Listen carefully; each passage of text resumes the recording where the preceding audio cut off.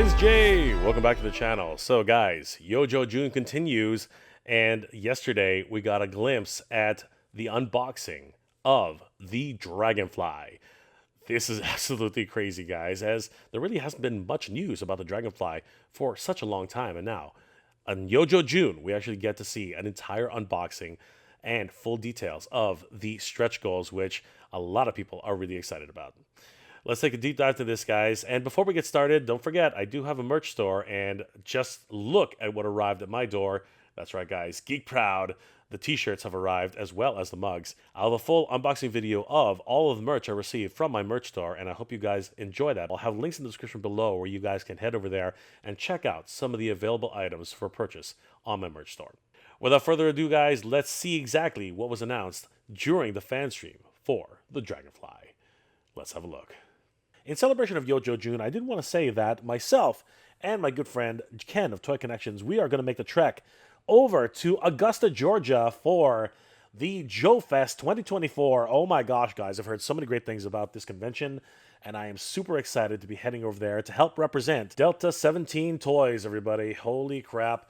Huge shout out to the Delta 17 crew for being part of this event. It's going to be a lot of fun. As a matter of fact, guys, let's take a look at some of the great guests and events that can be seen there. Oh my gosh, we got the Sarge himself. Sergeant Slaughter is going to be there. Holy crap. WWE superstar and G.I. Joe legend. He's going to be there for autographs and signings and, of course, photo opportunities. This is going to be a lot of fun. And then we have Morgan Lofting. Yes, she was the voice actor of the Baroness, Chromia, and so many other wonderful roles, including Black Cat, as well as other DC and Transformers and GoBot roles. It's going to be a lot of fun to meet her in person. Michael Charles Hill, who is a producer on the G.I. Joe and Transformers series. Dan Larson, of course, we've met him at PowerCon along with the great Pixel Dan. These are some great individuals. It's happening June 21st to the 23rd at the Augusta Convention Center. You definitely should be checking out the Facebook page, announcing everything on this page, including some exclusives that are going to be available from Ramen Toy. Those are exciting. Of course, some amazing stuff from Delta 17. That's right, guys. You definitely got to check these out. They just announced their exclusives for Joe Fest. They are amazing. To find out more about that, especially because these are going to be going fast at Joe Fest. If we look at the panel list for Sunday, June 23rd, scrolling down, there's going to be Sergeant Slaughter's breakfast at 9 a.m. And then scrolling all the way down to 1 p.m. Check it out, everybody. Your good friend Mega J Retro is going to be live at Joe Fest 2024. I'm going to have a whole bunch of guests there, a whole bunch of toy tubers. It's going to be a lot of fun. We're going to be talking everything G.I. Joe. You should definitely come check us out. And I'm not the only one, guys. There are going to be a lot of other toy tubers who are going to be there, including Toy Connections. That's right. Our good friend Ken is going to be there, accompanying me and helping to promote Delta 17. It's going to be great to see Ken there. August 21st to the 23rd, Augusta, Georgia. Don't miss it out, guys. If you want to celebrate G.I. Joe for Yojo June, you have to be at Joe Fest 2024. Well, guys, Yojo June continues, and today we just got a glimpse at the brand new packaging design for the G.I. Joe Dragonfly. Oh my gosh, guys, I'm super excited about this. Huge shout out to the G.I. Joe team at Hasbro for making this happen. This was awesome. Of course, BMAC in marketing and Lenny in design were on hand to make this happen. This is incredible, guys. We haven't heard much about the Dragonfly at all, so it's really great to finally see some sort of update. And they didn't waste any time. There it is, everybody. There is the packaging art for the G.I. Joe Classified Series Dragonfly. Holy crap. Now, it's kind of funny. BMAC kept talking about how this is a monochrome design, and for the most part, I can see where he's coming from. You know, it's got that tequila sunset, type of design, but there is a little bit of green you can see peeking out here on some of the colors. So it's not particularly monochrome, although this one is deceptively so. The box art continues to wrap around the entire box, and on the other side, you do see the Firefly. That's actually an entire legion of dragonflies, sorry, and they look absolutely stunning. The back of the artwork is the profile of the actual Dragonfly, and we can see the words chips there. I love it, chips and salsa. They really did have a lot of fun with this version of the Dragonfly, and I really appreciate all the wonderful design work and the artwork that has gone into this, alongside, and very much accompanying the actual His Tank. This is so much fun. Those two, of course, being some bitter rivals in G.I. Joe and Cobra. The top of the box is very different in comparison to the sides of the box. It says Dragonfly XH1, and of course, it's a wonderful blueprint design, and we can see a lot of the insignias, the indicas, and we do see, of course, Wild Bill right there. Yeehaw, champion G.I. Joe, and of course, that wonderful stash, and the blueprint designs for the actual Dragonfly. It's beautiful. If they open the box, you can actually see the whole wraparound coming full circle. This is definitely something that collectors are going to want to keep in their collection, and it showcases several different designs for each of the different types of Dragonflies, which can be created just by using the sticker packs. Yes, I said sticker packs that are included with the Dragonfly. This is just beautiful to behold. Again, I am a graphic designer, and I really, really, really appreciate all the work that they've done here. Bringing out the boxes, there are actually 3 of them in the actual pack out. We see one that's listed as Dragonfly XH1, the other one that says Yeehaw Champion G.I. Joe. These are the 2 boxes which house pretty much all of the pieces of the Dragonfly themselves, as well as the accessories. And then there's a 3rd box, which of course houses the stretch goals, which of course a lot of us were very, very excited to hear. The first box contains the sticker pack, and I oh my gosh, guys, you know how I feel about stickers. I am not a fan of stickers. I personally would have preferred if these were already pre-applied, but it really does harken back to that idea that when you opened up a G.I. Joe toy, whether it was a vehicle or a playset, you actually ended up putting the stickers on yourself. And that really does give that kind of nostalgic feel. So I can see why this is definitely something that a lot of fans would definitely enjoy. The zombie Wild Bill flying a Dragonfly, and I love that. That's so much fun. If there was another option, like if I had 2 of these things, I definitely would be thinking about using that as one of the main stickers for the actual design that I would use. But as it is right now, I can only afford one, and I think I'll be going with the traditional stickers on the Dragonfly itself.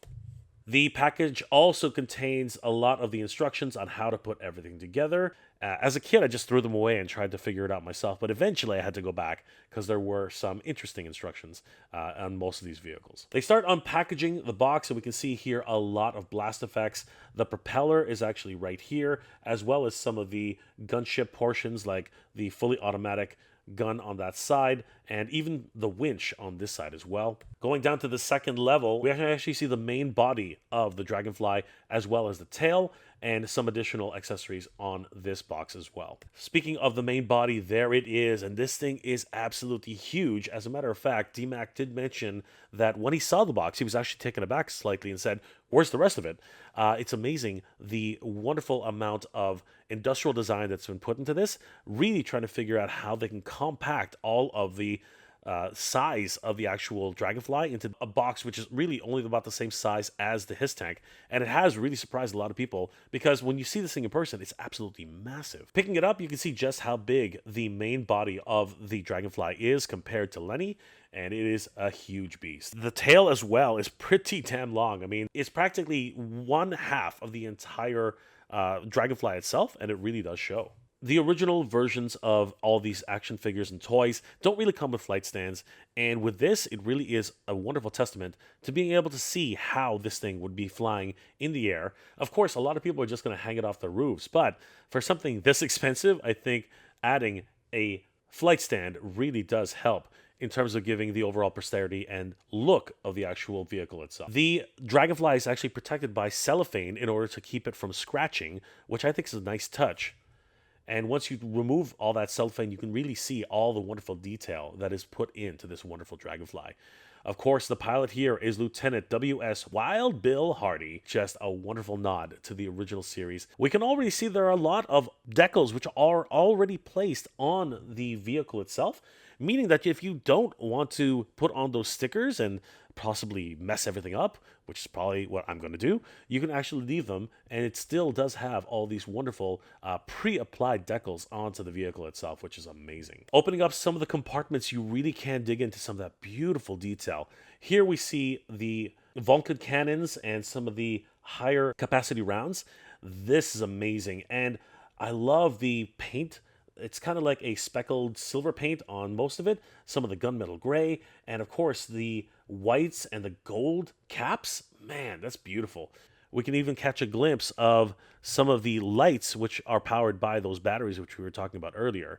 Man, this is going to be a lot of fun to display on your shelf. Lenny demonstrates that these guns actually do extend.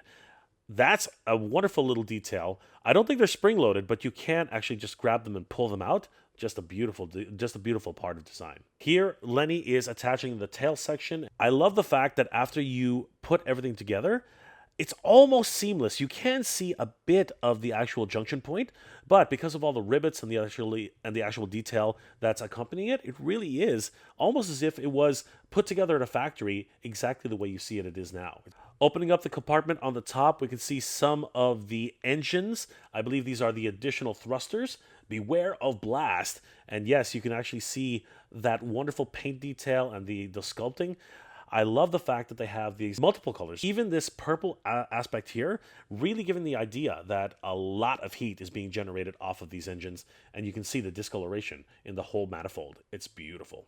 Lenny and D-Mac are now attempting to put on the side wings, which actually hold much of the payload for the Dragonfly itself. Additional angles show just how big this is. I mean, Lenny's holding this and actually having quite a bit of a difficult time.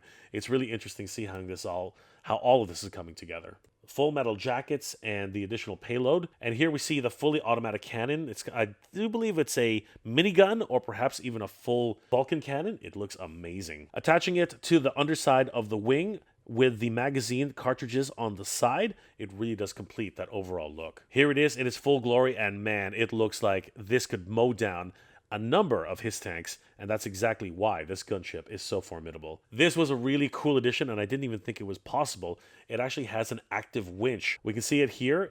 The line is actually colored in silver. It kind of comes off as white when it was on the camera, but here you can see the tow line as well as the rappelling line. And this little device here is just the ratchet winding it all the way back, almost like a fishing line. This angle really shows how big the Dragonfly is. I mean, both D-Mac and Lenny, they're basically dwarfed in this shot.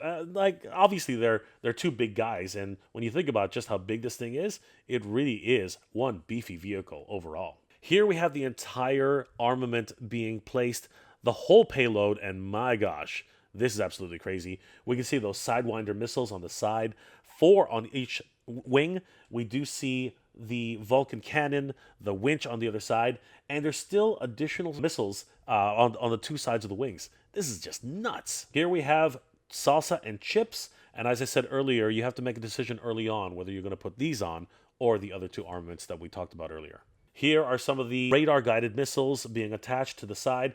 These are high-powered ordnance and are definitely something of a major asset to the Dragonfly armament, and you do not want to mess with these ones because they will hit their target without prejudice. We even see here that the rudders on the sides of the tail are movable. There's also the ailerons on the backside of the Dragonfly, really giving it that nature of a Dragonfly, being able to maneuver multiple different directions and giving that maneuverability for the Dragonfly itself. Finally, getting to the propeller itself, this is where the business is. Obviously, the propeller itself has a fiberglass kind of carbon fiber kind of look. You can definitely see that wonderful hatch pattern. I love the attention to detail that the G.I. Joe team has put into this. It's just glorious. Finally, putting everything together, it spins independently, and it does work wonderfully and spins for quite some time after you activate it. It is unfortunate that they didn't make this a motorized section, but that would have cost a lot more money, and probably we wouldn't have been able to get those extra lights and other details if that had happened. Adding some blast effects really makes this thing pop, almost as if they're firing right out of the gate, and they do affix right to the wing, so it looks like it's already left, leaving that wonderful end trail, that smoke trail, showcasing exactly which direction it's heading. And of course, the Vulcan cannons just being shot off at the front, along with that wonderful Sidewinder missile getting ready to launch. Absolutely incredible. And just looking at the way it affixes onto the stand, it really is hard to think that this dwarfs these two guys, but it sort of does. I mean, if you were to actually put this on its side, it would be just about as big as Lenny's torso, or even DMAC from his head down to his waist, more than likely. This thing's absolutely huge. The final box, of course, reveals the stretch goals, and guys, this is something which a lot of us have been very excited for. Let's have a look. There they are, everybody. The 4 figures included with the Dragonfly. Of course, Wild Bill, William Hardy was already included with the original pack out, but the stretch goals, Ripcord, Jane, Glenda Mulligan, and David Crazylegs Thomas, they were the stretch goals, and I'm super, super excited that we get all of these guys. And I really did find it funny whenever BMAC would say that this is a monochromatic mural. It's obviously not. I mean, we can see so many colors with these particular characters. But what I think he means by monochromatic is that, the colors are muted because of the overall wash of orange. But still, it's wonderful to see all of these characters come to life in this wonderful design. Bravo to the artists who worked on this. It's just beautiful. First one we're going to take a look at is William Wild Bill Hardy. This, of course, is the classic Wild Bill, and I'm super excited that we get to take a look at him here, guys. This is great. Bill comes with everything that you see here. He comes with Wild Bill himself, 2 different 10-gallon hats. He comes with a toupee. Of course, he comes with his hairpiece, his signature glasses, 2 5-shot revolvers, and a small knife just for incidentals. A true cowboy in every sense of the word. Wild Bill stands here with his cowboy attire. I mean, he's got the gloves, he's got the boots, he's got the holsters, and of course, he's got his 10-gallon hat. I mean, what else is there? Even the vest is, cowboy in its overall nature. I love this guy. He really does embody everything a cowboy is known for, including the yeehaw. They did a wonderful sculpting job with Wild Bill here. I mean, looking at some of the details, just zooming in here, check out all the wonderful details on the gloves. They've got the longhorns, they've got the Lone Star, even the holsters themselves, they've got this wonderful etching pattern all over the place. A lot of great cowboy heraldry. It's just beautiful. Moving on up to the vest, it really does just embody everything that you would expect from someone living in Texas, or, at the very least, embodying that cowboy lifestyle.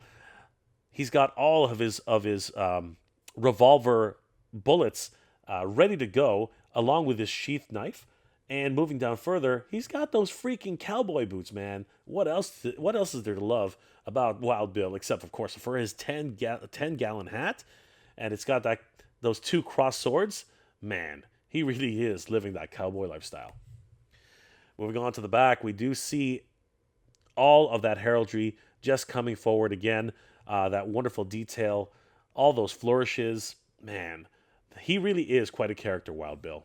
There he is with his signature quick draw hand. They didn't, unfortunately, put any guns in his hands during the stream, which is unfortunate because I would have liked to see him holding his revolvers. Lenny was trying to point out that if we are able to remove the vest, or at least move it slightly, the Wild Bill is actually put on his jumpsuit, his flight suit, and that is a wonderful touch, bar none. Bravo to the design team over at Hasbro. You guys are doing great. In order to give him his toupee, you got to remove his hat, and it's kind of freaky, of course.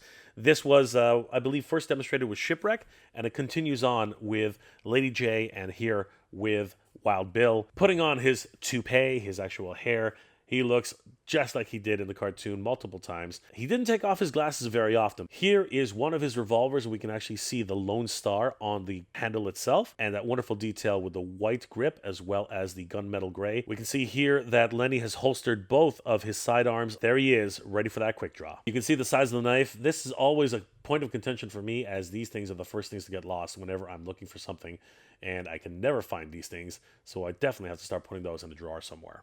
Another part that's going to get lost very quickly if you're not careful are Wild Bill's signature glasses. Please don't lose these guys. Without them, a piece of Wild Bill's identity is completely lost.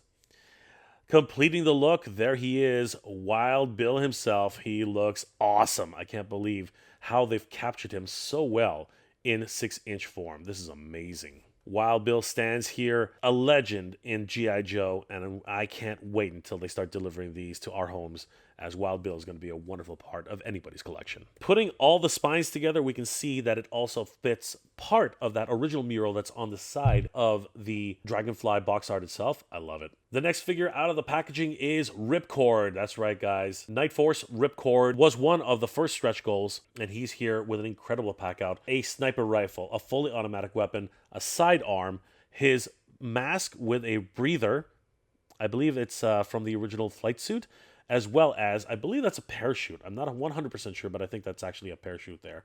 It also has an additional set of goggles on the inside affixed to the back of the parachute. Here he is, and he's got that parachute gear already attached to the figure. I think it's very hard to take this off of the figure itself. It's pretty much affixed right on him. And there are that extra pair of goggles. I believe those are to help shield his eyes when he's doing a halo jump. There's his flight helmet, very reminiscent of films like Top Gun. And of course, this is while he's piloting his ship, whether it be an airplane or perhaps another Dragonfly, and really signature to the character. The backpack is, I believe, supposed to be a parachute backpack, but since there's no parachute, you can actually use it to store many of the weapons that he comes with. Affixing it to his back, you really can't see just how big that backpack is. Putting on his helmet and his rebreather give off that air of stealth Night Force appearance. That flight suit really does suit him. Lifting up the visor, you can actually see that additional set of goggles. It really is striking having that blue visor peeking out underneath the dark privacy glass, and really does give the character a whole new look. Night Force Ripcord looks amazing, and I can't wait until we add him to the collection, everybody. The next figure is one I think a lot of people were sort of scratching their head about. This character was actually announced. I had no idea who she was either. Jane Glenda Mulligan is actually part of the Commandos Heroicos, which I believe she was only released in an exclusive release in Argentina, and Jane Glenda Mulligan commands quite a hefty price tag if you were to find one of her original figures on backing card. And now being realized here in 6-inch form, I think a lot of fans who understand the significance of this character actually know that there's a lot more to Jane Glenda Mulligan than meets the eyes. She comes with a full harness, very similar to the way it affixes on Ripcord, and the rest of her pack out here is quite substantial. She comes with her own flight helmet, swappable headpieces, including ones with a headset, an almost flamethrower type weapon. I do believe it's actually some sort of compressor gun. Someone in the comments can correct me. She has one sidearm and swappable hands as well. There she is. There is Glenda. Now, a lot of people are just going to say that it's Scarlet with a new head, but I think that there is a lot more to this character, as she is a dedicated Air Force pilot and special operator for G.I. Joe. The harness that's all over her suit really does fit with the character itself. We can see here that specialized, I think it's an air gun of some sort. Someone can correct me in the comments below. This is the backpack which affixes to the gun itself. Here are the rest of the pack out in closer detail, and of course her signature helmet. To replace the helmet, once again, very much like Lady J, we have to remove her hairpiece and attach the additional included pieces onto the head as replacements. I really like the headset hairpiece, as it really gives her this communications officer look. We can see here how the air rifle, I think I'm just going to call it that, affixes to her back, and the hose attaches to the gun itself. And if we look very closely on the back of the helmet, it actually says Commandos Heroicos, which once again is the exclusive line of G.I. Joe figures which were released in Argentina. She really does look the part of an aviator with the helmet, and I really am excited to be getting Glenda into the collection. The final figure who was released, and it was kind of interesting the way he was released, with only an illustration, is David Crazylegs Thomas. That's right, guys, the final Night Force figure in the line. Crazylegs looks amazing in his packaging. He comes with everything that you see here. The figure himself, that wonderful baseball cap, which someone, I believe, told me is part of the ordnance team when they're actually getting gear ready for sorties. I think that's what they were saying it was. Somebody in the comments can correct me for sure. He has his parachute helmet, the 2 wind-resistant goggles, a fully automatic weapon, sidearm, the parachute itself, as well as a dagger. There he is out of his plastic prison, Crazylegs, looking pretty cool. He's got what appears to be a bit of a goatee underneath his lips. That's really neat. His flight suit is very reminiscent of the others in this line, who of course are all airmen, fully geared up for deployment and exit sorties if the need rises to jump out of a plane. I love the fact that he has this little baseball cap, which amazingly enough, you don't have to remove a hairpiece to actually put it on. I love that. He comes with a fully automatic weapon, which actually has a little bit of an action feature. It has a swivel buttstock, which can swing over to actually make it even more compact for close quarters combat. His flight helmet is more of a rough and tumble feature, seeing as he's actually a parachute specialist. He comes with 2 sets of goggles, which have more of a golden appearance to them, which is interesting. Putting it all together, he really does look like he's ready to jump out of an airplane. The parachute, which affixes to his back, is all strapped in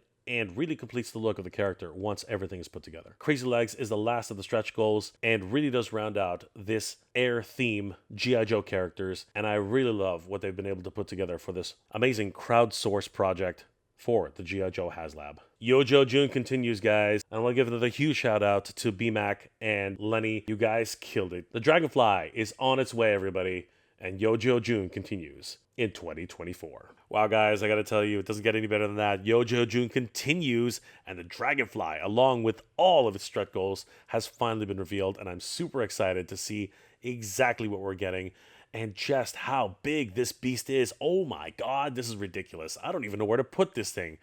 But there are going to be many, many battles fought between the Hiss Tank and Dragonfly coming soon for anyone who backed this project, and I'm sure that people are going to be super excited once they receive these. Every single time there's another Haslab, which another one's going to be announced probably pretty soon, we just keep losing room in all of our collections. Let me know in the comment section below, guys, what were your thoughts about this first look at the Dragonfly and all of the stretch goals that it came with? Are you guys thrilled or scared that we're going to get this behemoth of an action figure vehicle into our living rooms very, very soon? And all of the characters that are actually included for the stretch goals are just blowing your minds?